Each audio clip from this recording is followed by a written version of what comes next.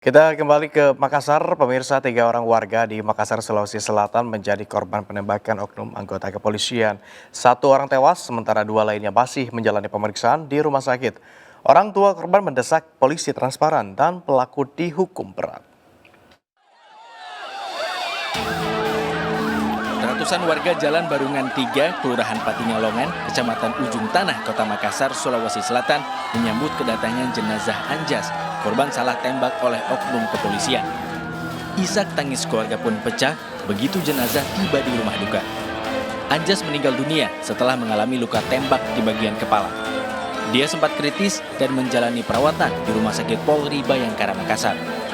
Menurut orang tua korban, Jahwat, dia sempat melihat almarhum yang terluka diseret oleh oknum anggota polisi. Hanya saja saat itu dirinya belum mengetahui jika yang diseret itu adalah anaknya.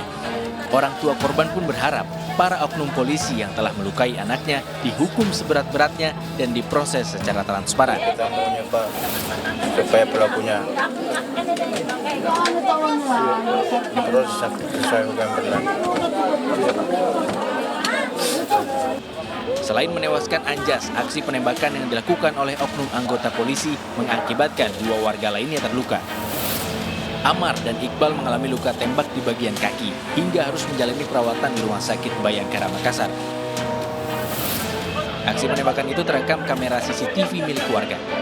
Dalam rekaman terlihat jumlah warga berlarian, diduga menghindari tembakan yang dilepaskan oknum anggota kepolisian. Tak lama berselang, seorang warga tak sadarkan diri, diduga akibat terkena tembakan. Tembak kak, ada di ujungnya Barungan 1. Terpaksa nak kasih begini kak tembak ya. Tembak kalian langsung. Mau sampai ancam atau bagaimana? Tidak ada ancaman, langsung tembak. Kaki di? Iya.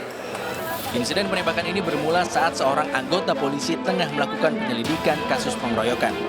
Saat tiba di lokasi, petugas diserang oleh sekelompok orang sambil meneriakkan maling. Maka ketika anggota terdesak karena tidak bisa keluar karena ada pagar, ya akhirnya kebetulan di situ ada melintas anggota yang patroli.